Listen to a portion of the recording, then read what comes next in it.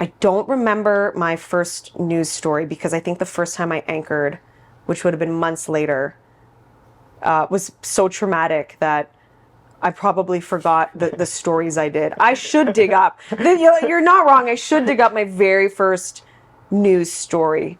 But Great. anchoring is going live. Yeah. And there's The only you're one. live. And I remember it was the weekend news, and a lovely mentor was helping me. Adrienne Pan, an incredible broadcaster. She's no longer with us, but she's done great work, and I have nothing but amazing things to say about her. But she was the one who trained me, and she was there that day, and she's like, "Okay, you're going to go live on the show tonight." And I had pretty much learned and trained and practiced everything under the sun, except how to end a newscast.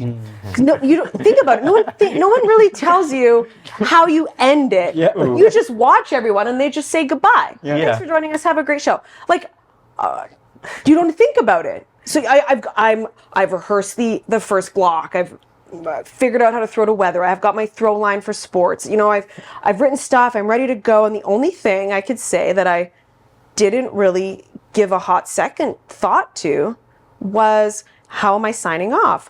So, and remember, this is also my first time anchoring a live broadcast. So I have an earpiece in, which is great. And it guides you the whole show. And the director counts you in and out of commercial. So the director will say, okay, 5 seconds, 3, 2, 1, cue. And then you start talking. And anytime there's sound, or anytime there's a hard out, the countdown will start. So let's say there's a sound on tape. That's nerve-wracking. Yeah, like so you're actively orating and reading the teleprompter, crazy. and you're going to be saying it, and then you're going to get a count in your ear when there's a hard out or sound on tape, or like we're going to have issues with your audio and the audio coming up or whatnot. And I knew that for so many parts of the show, but we get to the end of the show, and the director's like, "Great, Nicole, this is great. All right, all you got to do is say thank you. See you tomorrow." I'm like, okay, I did it. Great. I didn't know I was going to get a countdown for the hard out of the show. Because there's nothing left on the script. There's no sound on tape. There's nothing. It's in the rundown, just goodbye. So I think all I have to say is goodbye, and it's just going to end. Goodbye. So I start, what I want to say was, thank you for joining us. That's our show. We'll see you tomorrow. That's all I have to say. Smooth. 3 sentences. Smooth. Yeah. Easy. Bang. So I'm looking at the camera, and I say, that's our show for tomorrow. Thank you. And I realize I said, that's our show for tomorrow. Yeah. Thank you. Bye. That I like totally get this expression.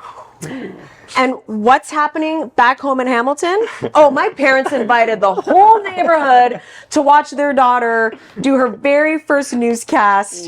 And my grandma, who doesn't miss a thing, just turns in front of everyone and is like, did she just make a mistake? And my parents, God bless them, no, she didn't. That was great. That was great.